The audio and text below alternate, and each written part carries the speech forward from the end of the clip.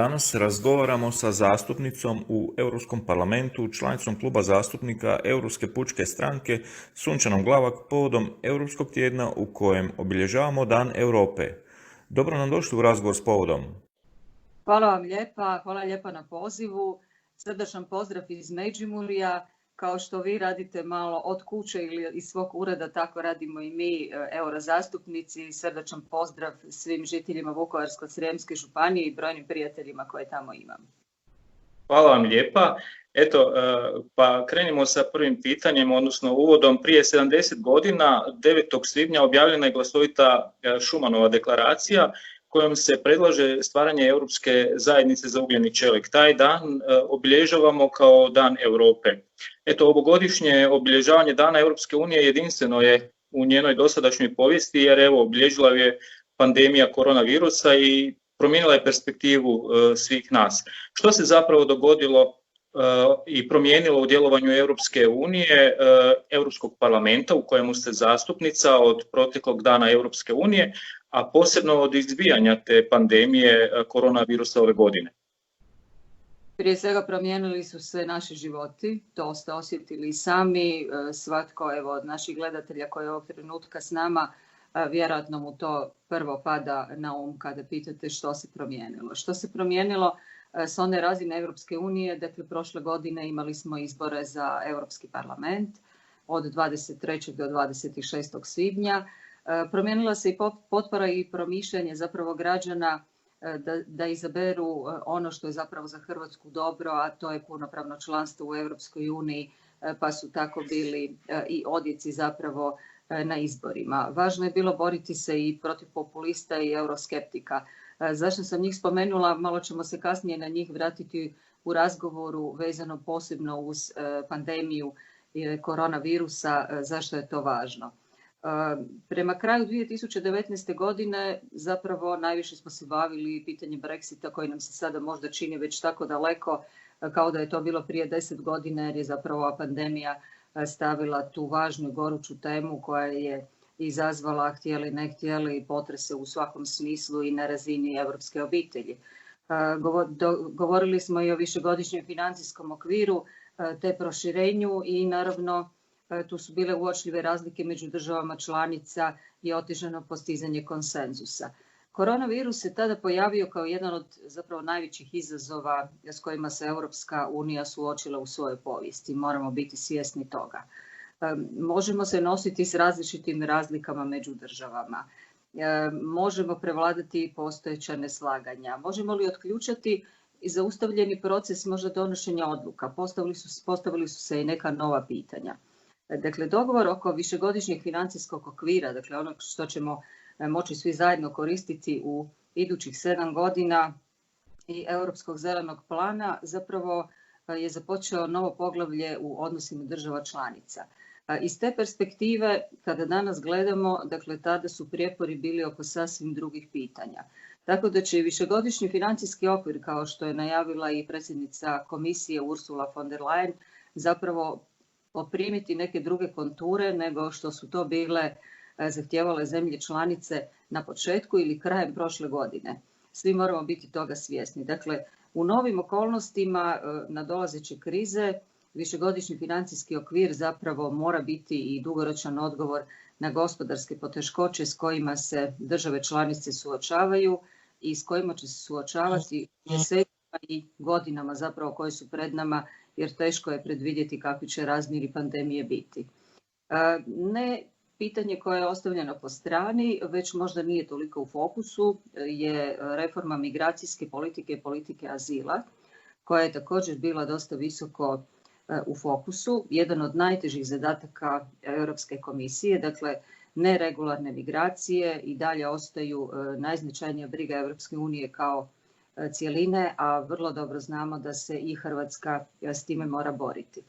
Jačanje globalne uloge Europske unije, to je ono pitanje koje se stalno postavlja, koliko je Europa zapravo snažna, i nacrt za sljedeći 7-godišnji proračun zapravo predlaže da se više sredstava da za pomoć partnerskim državama, da se krene ka održivom razvoju, konsolidaciji demokracije i iskorjenjivanju siromaštva. Vladavina prava naravno je tema koja je stalno u fokusu i koja je jedan od postulata Europske unije, naših velikih europskih obitelji o kojoj se puno raspravlja i u prošloj i u ovoj godini. U svakom slučaju koronavirus je fokus stavio na nešto sasvim drugo.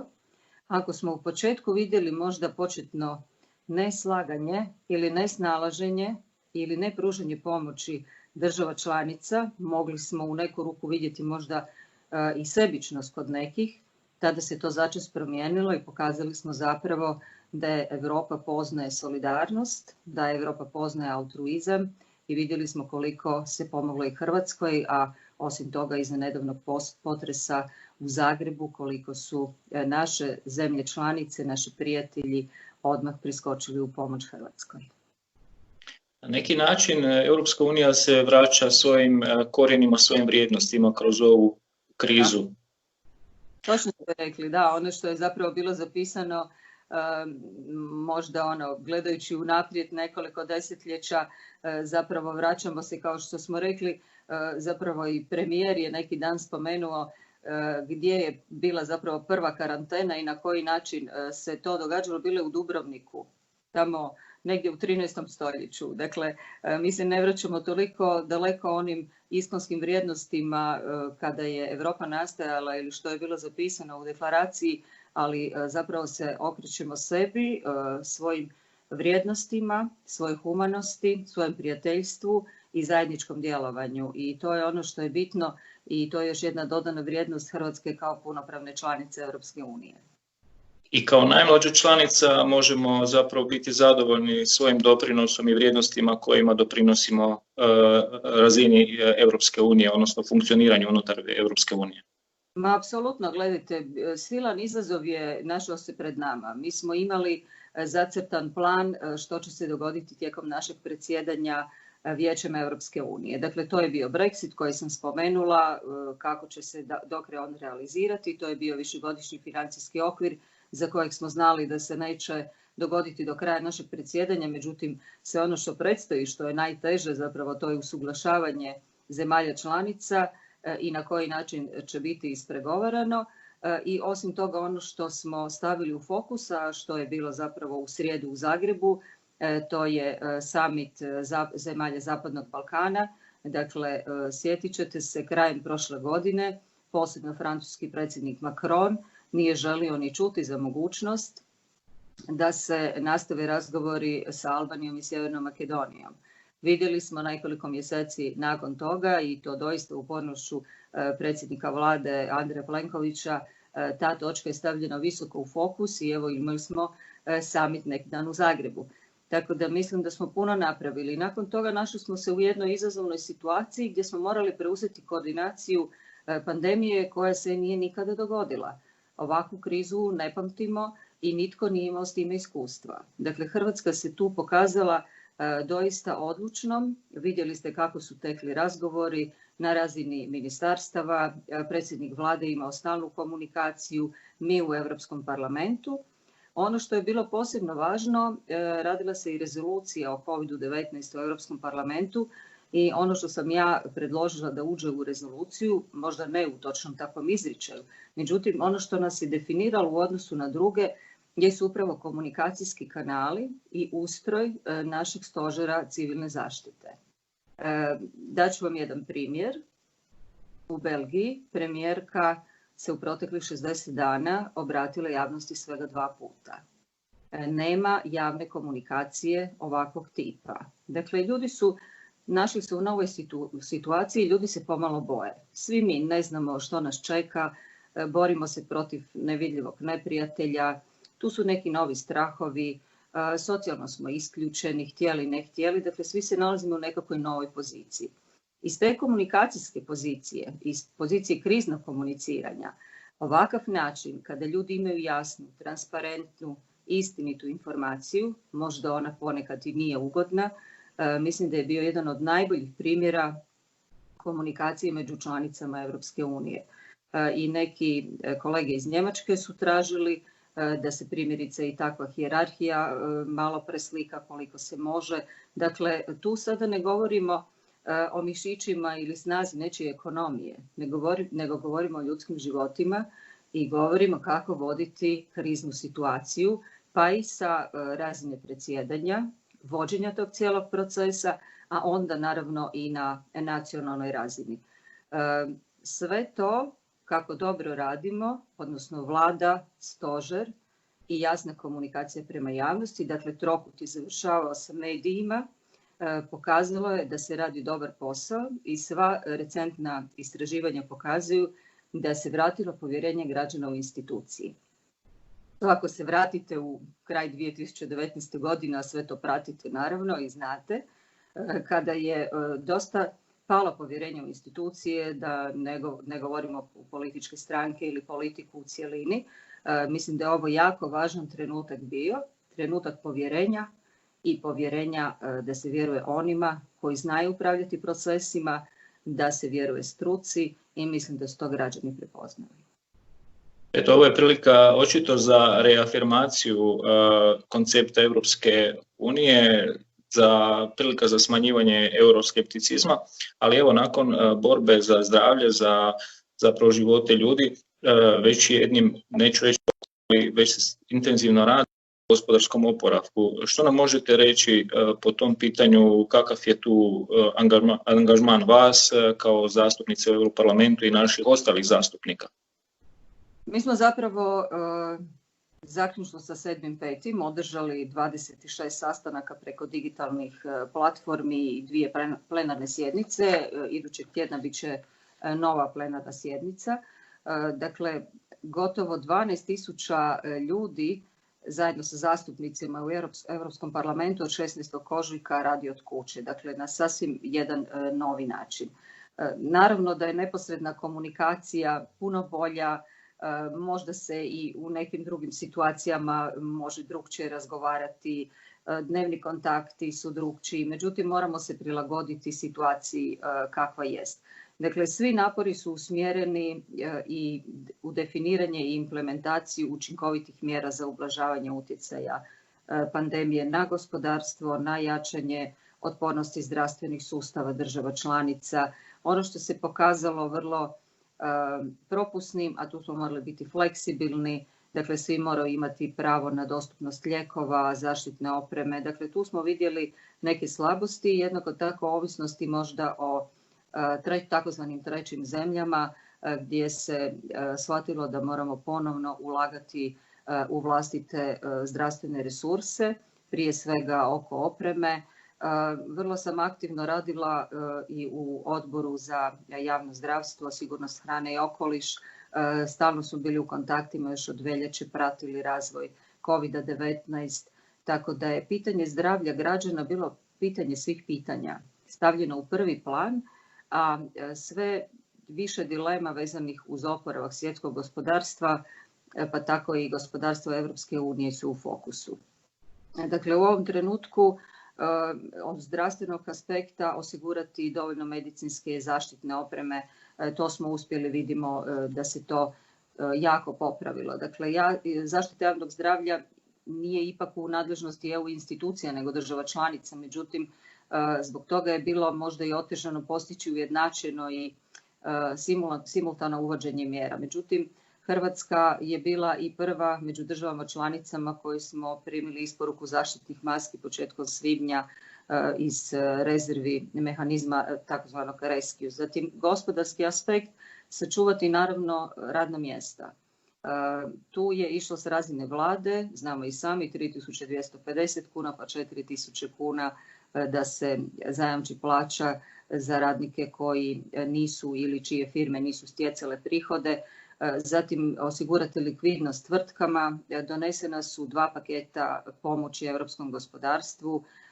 Izglasali smo dakle na ova 2 sjednicama u ožujku i travnju 37 milijardi kuna investicijsku inicijativu kao odgovor na koronavirus. Zatim omogućena je preraspodjela unutar fondova kohezijske politike Europske unije 28 milijardi eura. Dakle, tu je bila velika uloga hrvatskog predsjedništva Vijećem Europske unije o postizanju dogovora upravo o korištenju fondova. Dakle, fond solidarnosti proširen na javno-zdravstvene krize 800 milijuna eura. takozvani instrument SURE, to je bio taj instrument za očuvanje radnih mjesta, 100 milijardi eura, zajmovi, instrument hitne pomoći, 3 milijarde eura. Puno je tih brojki i možda smo se negdje izgubili u svemu tome i nismo ih možda dovoljno doživjeli. Dakle, da nije Hrvatska punopravna članica Europske unije, teško bismo se nosili sa ovakvom krizom i naravno da se nije odgovorno upravljalo javnim financijama u protekle 3,5 godine, da smo primjerice bili na razini gospodarske snage i slabosti, kao što je to bilo za posljednje krize 2009. godine, bilo bi nam puno teže. Ovo su doista posebne okolnosti i očito se Hrvatska dobro snašla, snalaze se odlično i naši zastupnici u EU parlamentu. Sigurno biste mogli nizati još puno svojih aktivnosti i sve što ste postigli u svom radu. Međutim, evo, da kao zastupnici da tako kažem, ne zlorabimo to vrijeme koje je već morate dalje usmjeravati i na druge aktivnosti. Prije nego što se zapravo zahvalim na ovom razgovoru, htio bih vas pozvati da malo podijelite s nama dojmove o tom radu na daljinu. Naša djeca u Hrvatskoj uče na daljinu, vi radite na daljinu, jednim ste zapravo, ovdje ste u Čakovcu, vi osobno, a radno mjesto vam je u Briselu. Kako to povezujete, kako uspijevate riješiti sve svoje obaveze iz Hrvatske? Pa evo, možda je malo neobično. Kod kuće ste, a morate se, kao da idete na posao, morate rješavati neke usputne poslove kod kuće. Međutim, pred svima nama su dakle novi izazovi. Ono što nas je zapravo, na što nas je ova kriza ponukala, to je možda i poruka nekakva mladima koji će tek izaći u svijet rada ili odabir svojih studija. Dakle, neka nova zanimanja budućnosti, prije svega u IT sektoru, istraživanjima, inovacijama. Mislim da su mladi otkrili zapravo jedan drugi svijet. Možda je njima malo i teže nego nama, znate. Ne mogu oni baš s roditeljima podijeliti sve svoje brige, sve svoje nedaće, ipak je lakše to sa prijateljima. Puno će tu biti prilike za analizu i za psihologe, i za sociologe, dakle kakve će posljedice ostaviti kriza, osim što se mi sada osvrćemo samo oko sebe kakve to trenutne posljedice ima na naš život, na naše gospodarstvo. Međutim, dugoročno sigurno će biti ovdje prilike za promišljanje i za analizu nekih drugih problema koji će nam tek doći. Međutim, moramo sada biti puno svjesni koliko moramo biti zahvalni na svakom kontaktu koji možemo ostvariti oči u oči kada se vidimo. Još će nam dugo vremena, bojim se, biti 2 metra nekakva najprihvatljivija socijalna distanca i još dugo nećemo imati onu svoju srdačnost koju smo do sada imali, jer jednostavno imat ćemo oprez ili biti oprezni da nekome koga ćemo sresti ne učinimo nešto krivo, nekim zagrljajem ili pružanjem ruke. Dakle, moramo se snaći, snažni smo mi. Vidimo da je Europa odgovorila na ove izazove, a uostalom ne moramo govoriti kako je Hrvatska bila snažna i u nekim teškim okolnostima, posebno onim ratnim, koje nas uvijek podsjećaju kako u teškim vremenima zapravo smo snažni, koliko je ta solidarnost, a posebno nekako u Hrvatskoj. Ne zato jer smo mi ovdje, nego nekako smo topliji, nekako smo bliži jedni drugima i uvijek smo spremni pomoći.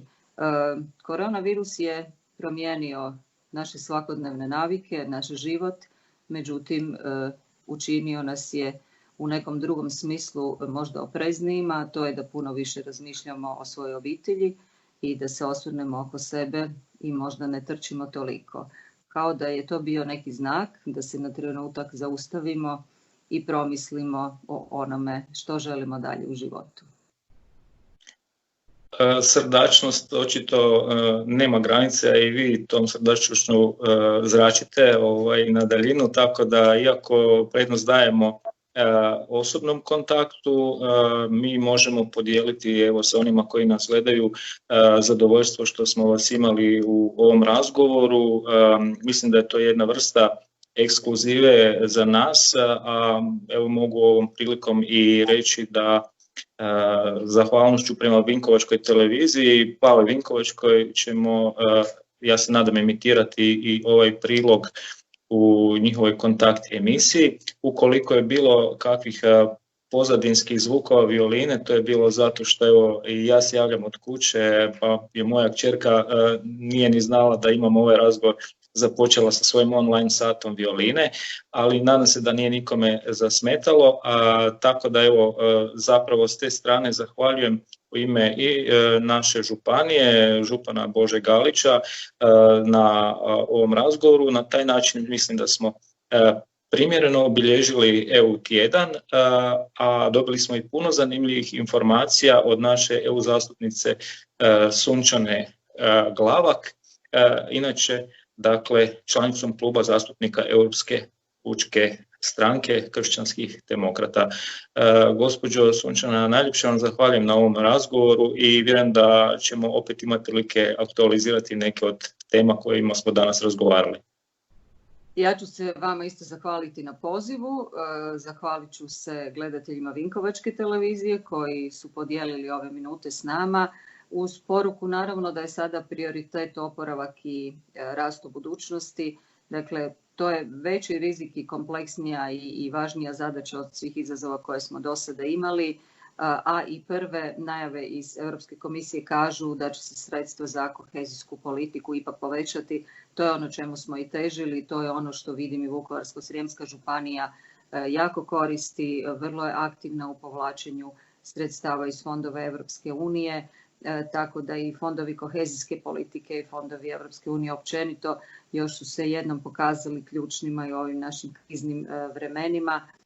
I interes je država članica da sljedeći višegodišnji financijski proračun koji se odvija, odnosno njegovi pregovori u radikalno drukčijim okolnostima, bude razvojan, pragmatičan i da bude usmjeren na amortiziranje štete koju naravno epidemija koronavirusa stvara svim gospodarstvima državama članicama.